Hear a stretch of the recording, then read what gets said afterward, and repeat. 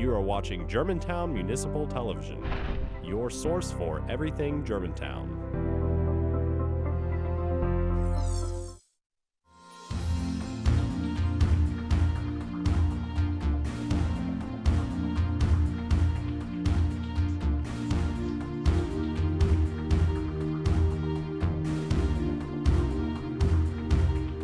Welcome to Law Talk on Germantown Municipal Television. My name is Vince Perryman, and I am a local attorney with the law offices of J. Vincent Perryman. Each month, Law Talk focuses on a wide range of legal issues and topics.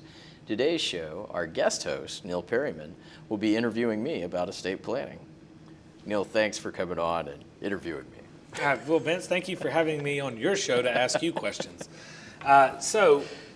Vince, this is actually kind of an area that fascinates me a little bit. I don't devote a lot of my practice to it.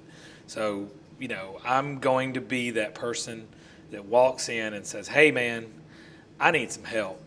What do I do? From the beginning, if I don't know anything about estate planning, I don't have a will in place, nothing like that, before I show up into your office, what do I need to bring? Well, first off, let's back up and just sort of define estate planning, because it can mean a lot of things to a lot of different people. So, like, some people, they think of estate planning simply as just wills or trusts, but, some other people might think of, like, well, what about life insurance policies or other sort of planning things? Basically, estate planning, all it is it is planning for what happens with what you have upon your ultimate demise. And there may be some people that are trying to make sure that in estate planning also to make sure that they've got enough money for skilled care should they need it when they're older, things like that. So sometimes you hear elder care, elder law in there too. And those can all be planning parts of it.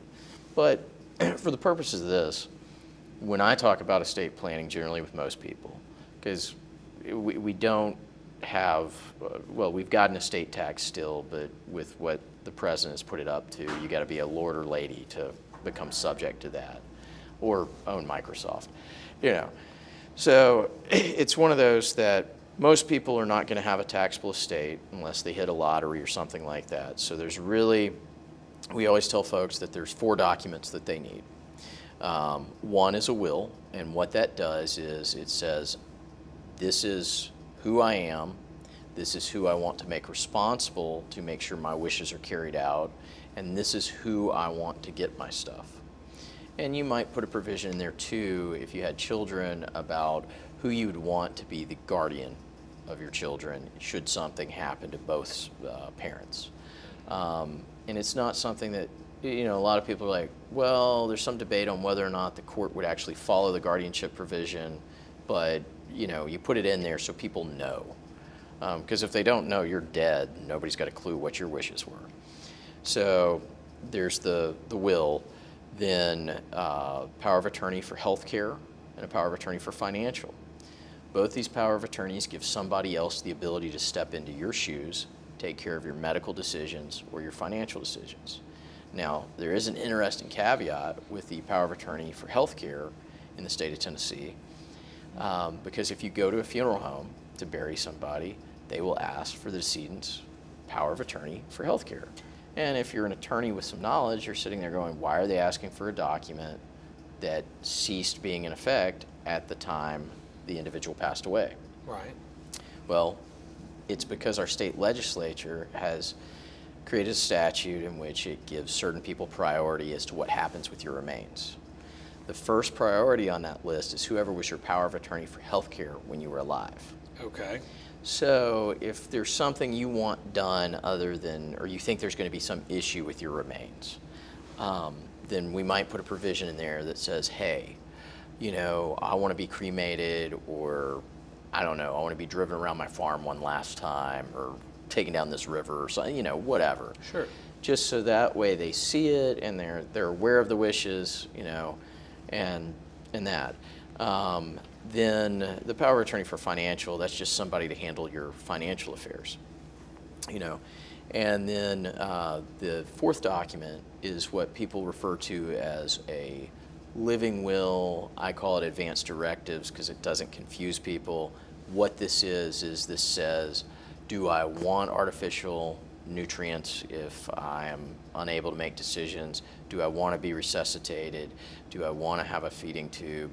Do I want to be an organ donor? And a lot of times you'll see that document and it's just these 4 check the box things. But if you stop and think about it for a moment, you know, really there may be some scenarios where you want it differently. So there are larger ADRs out there that I use that, you know, if I have a secondary illness on top of a terminal illness, what I want done with that, and different sort of like a choose your own adventure book.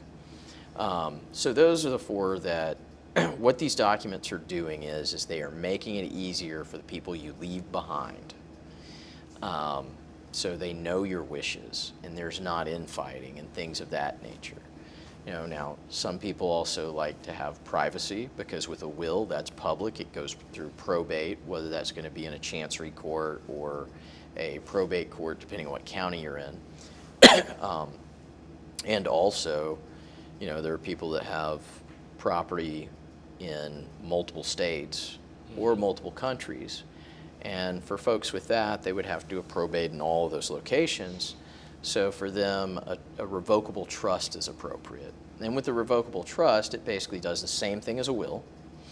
And it has a trustee instead of an executor or personal representative. They carry out your wishes. It may terminate as well. And with a will, if you wanted to leave something to minors in trust in it, a will could set up a testamentary trust as well. And then you've got all sorts of different trusts and things like that out there.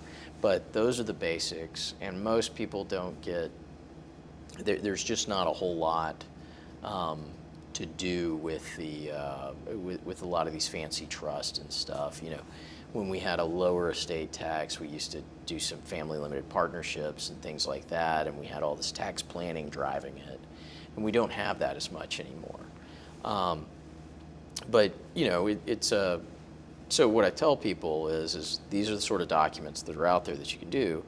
So really what you've got to do, you've got to sit down and figure out what you have, who you want to give it to, who you want to make responsible to carry out those wishes. Okay.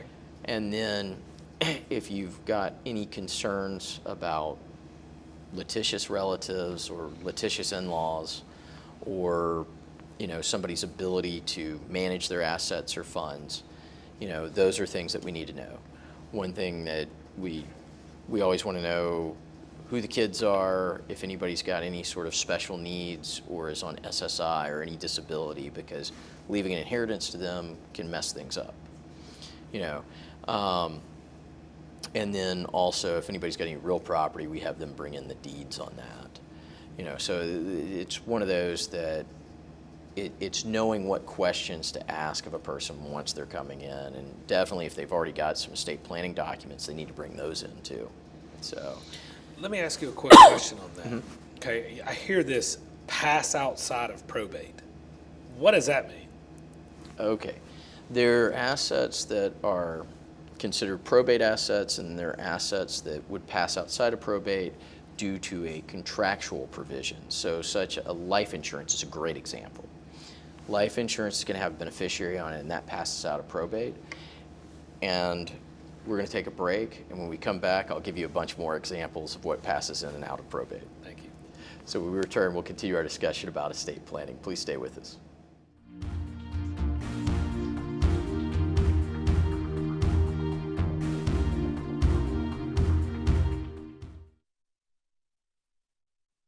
When I was in foster care, I never knew when I would have to move, so I always had my suitcase ready to go.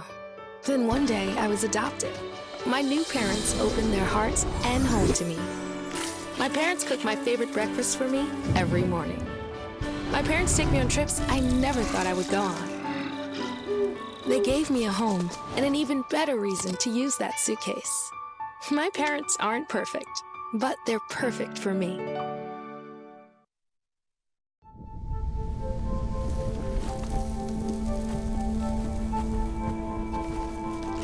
Eva Marie smoked 12,000 packs of cigarettes over 15 years. She quit, and now there's a new lung cancer screening that could save her life. You stopped smoking. Now start screening. No matter how much you smoked, early detection could save you. Talk to your doctor or learn more at savedbythescan.org.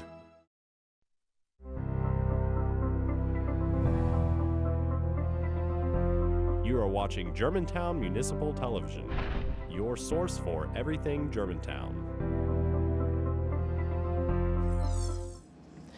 Welcome back. I'm Vince Perryman, and you're watching Law Talk. Joining us on our show is Neal Perryman, and we're discussing estate planning. So, Neal, I think you had asked me before the break, you were asking, you've heard about non-probate versus probate assets. Passing outside of probate. Right. Which that brings us kind of into how a will operates versus a trust is a good place to be. So with any will that's properly executed, or just any, or even a holographic will, it has to. Holographic will? Holographic will is a will that's entirely in the person that's writing its handwriting, and it meets certain statutory requirements, and it will be approved by the court as well. So with these, you die, your will goes to probate along with your personal representative, and they present it and say this is and the court looks at it, and if it meets all the statutory requirements, then they accept the will, they appoint someone to manage the probate. And your estate and your probate would all be of public record. So we can go down there right now, we can pull up Elvis Presley's estate that Beecher did and look at all his stuff if we wanted to. Why somebody wants to, I don't know, but you know, people are nosy. So whereas with the trust, that wouldn't go through probate at all. All of that is outside of the probate court. It's not reviewed by a judge or anything. The trustee has authority. So with the will going through probate, the question becomes you have to inventory the probate assets. So this is where you get into what is a probate asset and what is not a probate asset. So in Tennessee, real property, that's dirt and houses, it's not a probate asset unless it's specifically listed in the will as being gifted to somebody, all right? So it would actually pass outside of probate unless it's in there through an operational law at the person's death. Now, other assets like retirement accounts, bank accounts, life insurance, anything that is sort of where you've got funds that are held that under a contract. That contract can have a beneficiary on it, can have a payment of death on it, to where it's basically when I die, it gets paid to this individual. Sure. So that's going by an operation of a contract, not a probate asset. So another example that a lot of people don't always think about, and I get questions about this a lot, is, you know, hey, mom's got this account that's got my little brother on it as a signator. Right. Well, when she dies, that's little brother's money. It's not a part of the estate. Now, some people say, well, mom intended for it to be part of the estate, and so they sort of include it in there, but it's not, the probate court's got no business in it. Okay. So those are sort of what is a probate asset and what is not a probate asset. And then the caveat with the trust is a trust is only as good as the funding. Because we can sit down, we could draft a trust document for you right now, have you sign it, execute it. And yeah, you've got this fabulous trust, but it's just a piece of paper because we didn't do the secondary work that we should, which is to put assets in the name of the trust. So if you're trying to put a piece of real estate into the trust, it's got to be retitled in, you know, the Neal Perryman revocable trust dated, I don't know, 11/30/2018, you know, and then it's an asset of the trust, and the trustee controls it. So with the trust that I'm talking about here, it's a revocable living trust. So you and the trust are the same individual as long as you're alive. What do you mean by revocable? At any moment, you can sit there and say, well, I don't want this trust anymore, and just revoke it. Okay. Whereas if it was an irrevocable trust, then you have no right to get that money back. So with this, you've got a revocable trust there that you've got to put assets in it. So an easy way to fund it sometimes is if you're wanting a bank account money to go into it, you can either change the bank account into the name of the trust where it's you signing as trustee for it, or you can just simply change the payment on death beneficiary to the trust. So that way the trust is getting funded at your death. Okay. So there's different ways to do that, and you've got to look at how this should be done with different things. And this is where, with the estate planning, it's always important to also know who their tax planner is, or who that is. And also, if there's any financial planners out there, bring them in so everybody knows what's going on and it gets done. Because there are some times where I have somebody that's passed away comes in, and their kids bring in, you know, a pour-over will or a will, and they also bring in this trust thinking, well, I don't think there's anything to probate because Mom set up this trust, you know, and then you start looking at the trust and you're like, well, yeah, this is a really nice red binder, you know, I'm glad it was done by so-and-so, but nobody ever funded it, so we've got to go down to probate now with this secondary will and get everything put into the trust. So, you know, that's one of them there. And then, you know, so with the trust, it can be private.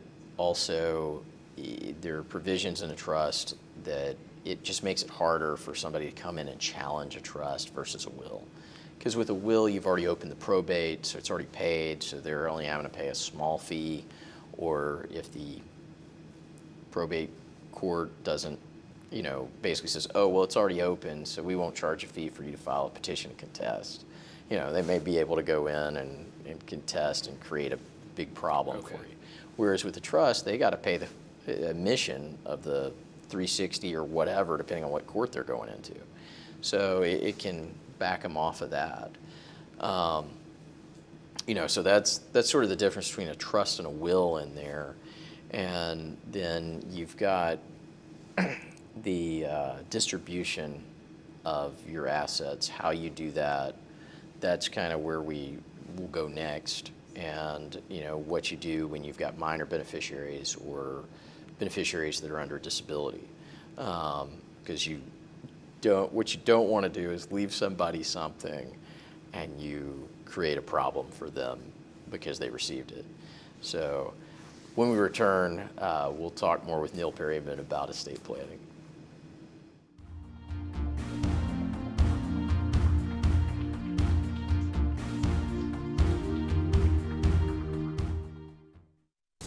Oh, emojis! I thought the conversation just got dumber.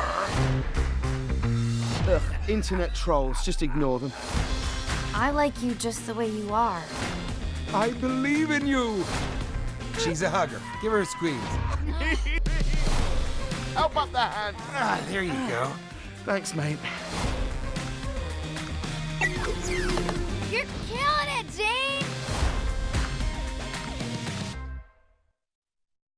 Let me tell you about the toughest guy on earth. He has the crazy strength to lift the man that raised him up without even flinching. This guy, no, this warrior, will always be by his father's side, even if his dad will hardly remember. If this guy isn't the toughest guy on the planet, then I don't know who is. Caregiving is tougher than tough. Find the care guides you need at aarp.org/caregiving.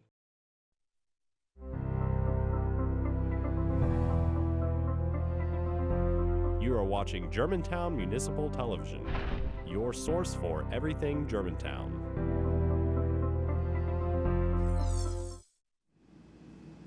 Welcome back. With us now is attorney Neal Perryman, and we're talking about estate planning.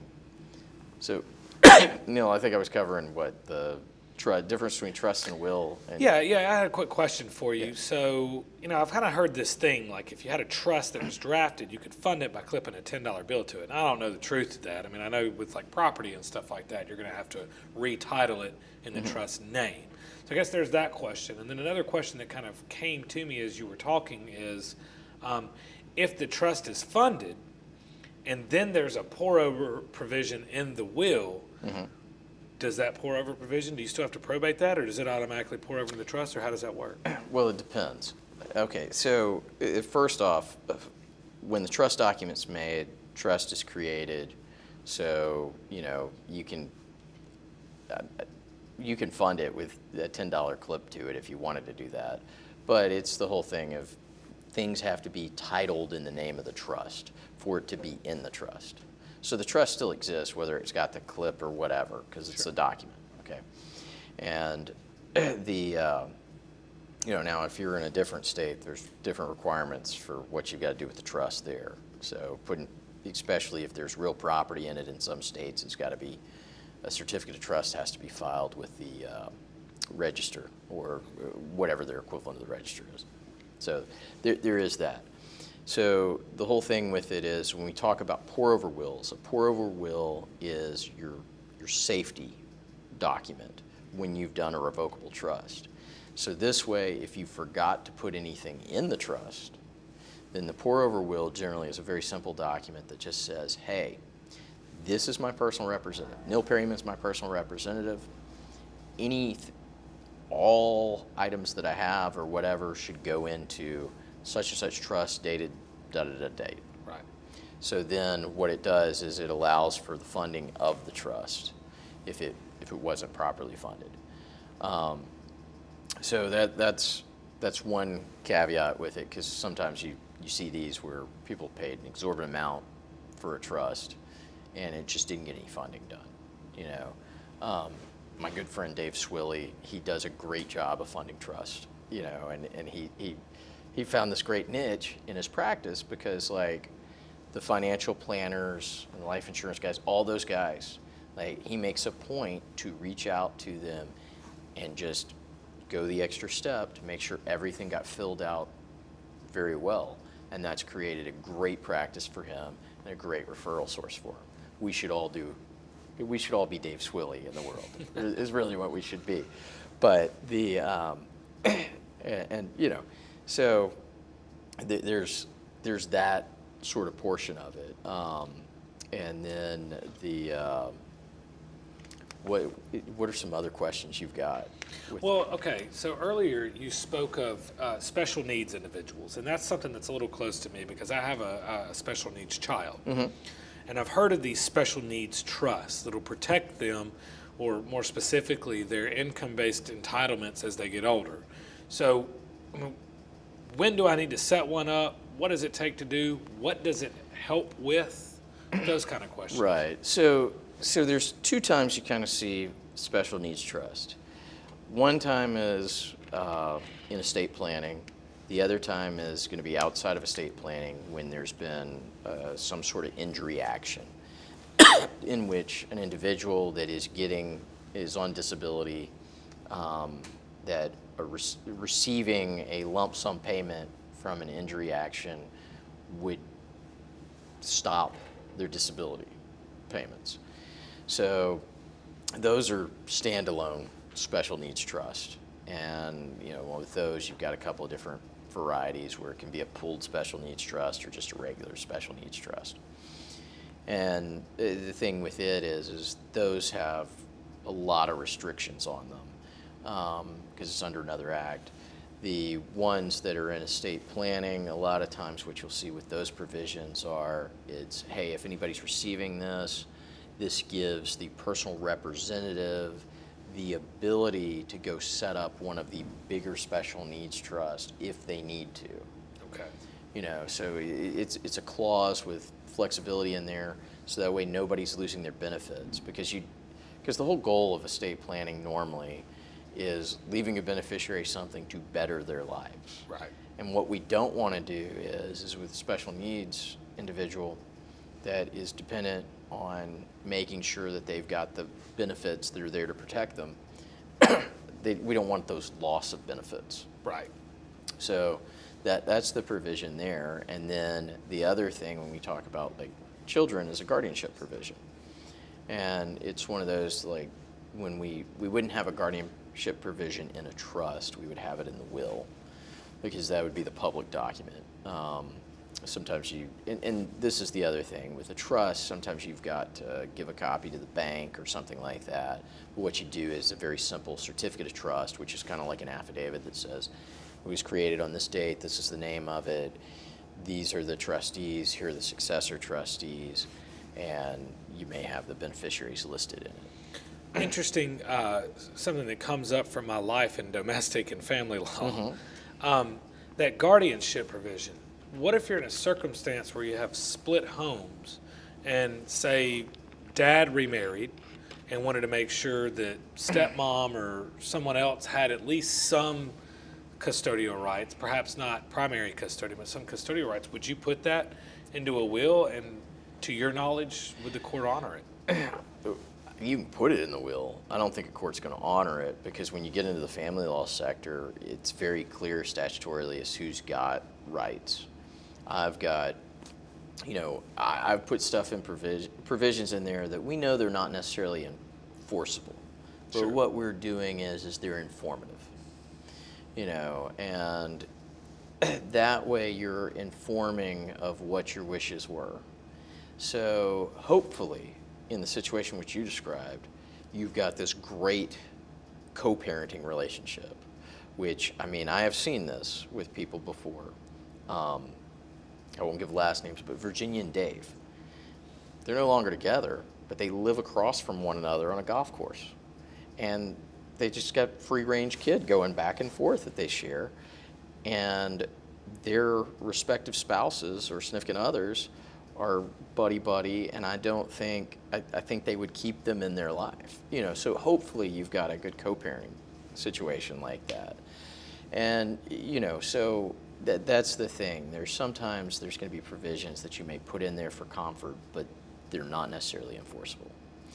And it's one of these things that it's important to take time and think about the estate plan. And the thing that I always tell everybody is you got to remember, these are fluid documents. And you can always revise them.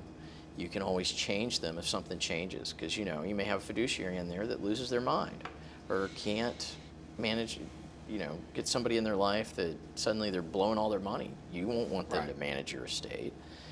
So the thing is, I always tell people is death and taxes. There's two things you can't get out of. So the day in which you're doing your taxes and having that miserable day, get your estate plan out, look at it, read through it, see if you need to make any changes. Quick question on that. When do I start? As soon as you can. Everybody should have an estate plan. Okay. But the reality of it is most of us don't want to think about death, so we don't have it. But, and just like with death, our time is up for this edition of Law Talk.